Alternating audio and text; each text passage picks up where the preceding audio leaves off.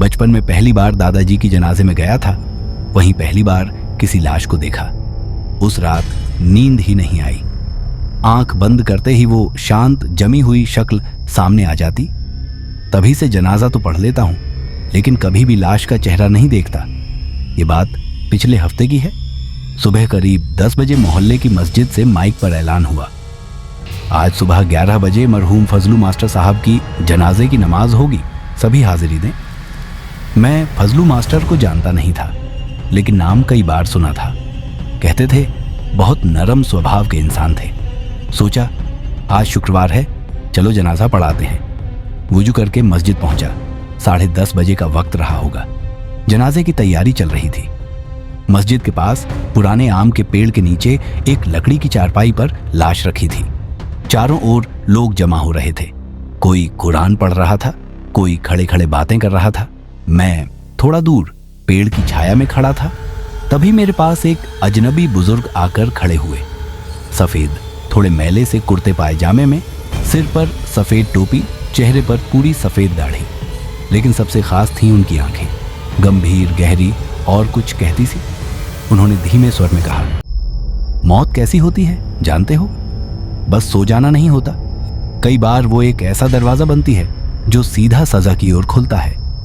मैं चौंकते हुए बोला, आप फजलू मास्टर को जानते थे? बहुत अच्छे से। आज वो मुसीबत में हैं। मुसीबत? लेकिन उनकी तो मौत हो चुकी है। हाँ, लेकिन दुनिया का एक कर्ज उन्हें आखिरत के दरवाजे पर रोक कर खड़ा है। रशीद चाचा की दुकान से 25 रुपये उधार लिए थे। जब तक वो चुका नहीं दिया जाता, उनकी रूह आजाद नहीं हो सकती। मैं और भी हैरान हो गया। आपको ये सब कैसे पता चला? मालूम हो गया है? क्या तुम एक मदद कर सकते हो? जाकर उनके बेटे आशिक को ये बात बता दो। वो वहीं खाट के पास खड़ा है, काले कुर्ते में। बिना कुछ सोचे मैं उनके कहे अनुसार आगे बढ़ा।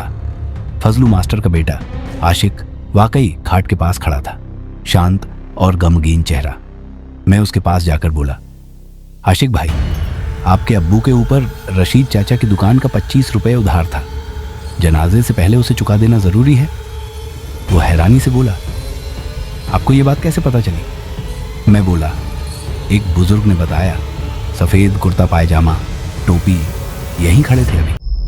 कुछ बोले बिना उसने जेब से पैसे निकालकर मुझे दिए और कहा, अगर आप जानते हो तो आप ही दे आओ, नेक काम होगा। मैं फौरन मस्जिद के पास रशीद चाचा की दुकान पर पहुंचा। पहले तो वो कुछ याद नहीं कर पाए, फिर सिर हिलाते हुए बोले, हाँ याद आया। मास्टर साहब बोले थे कि कल पैसे दे देंगे। अच्छे आदमी थे, हर शाम यहीं चाय पीते थे। पैसे देकर जब वापस मस्जिद पहुंचा, जनाजे की नमाज शुरू होने ही वाली थी। सब लोग कतार में खड़े थे, लेकिन मेरा ध्यान सिर्फ उस बुजुर्ग को ढूंढ रहा था। चारों ओर देखा, पर वो कहीं नहीं थे। पूरे इलाके में खोज डाली, किसी ने उन्हें नहीं देखा था। नमाज के बाद लोग लाश का चेहरा देखने आगे बढ़े। मैं भी हिचकते हुए करीब गया। सोचा आज थोड़ी हिम्मत करके देख ही लूं। जैसे ही खाट के पास पहुंचा, किसी ने लाश पर पड़ा कपड़ा हटा दिया। एक पल में मेरा सिर चकरा गया। वही चेहरा, वही आंखें, वही सफेद दाढ़ी और वही सफेद कपड़े। फजलू मास्टर की लाश का चेहरा बिल्कुल उस बुजुर्ग जैसा था जिसने मुझसे बात की थी। मैं जैसे वहीं जम गया। ठंडी पसीना पीठ पर बह रहा था।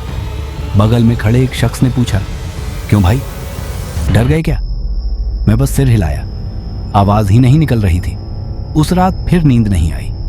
दिमाग में बस एक ही सवाल घूमता रहा, वो बुजुर्ग कौन थे? क्या वाकई मर चुके फजलू मास्टर मुझसे बात कर रहे थे?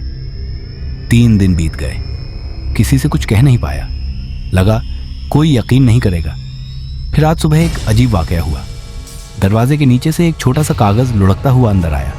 उठाकर देखा, उस पर लिखा था, धन्यवाद, मेरी मुक्ति हो गई। सिर्फ 3 शब्द, लेकिन ऐसा लगा जैसे पूरे शरीर में एक ठंडी लहर दौड़ गई हो।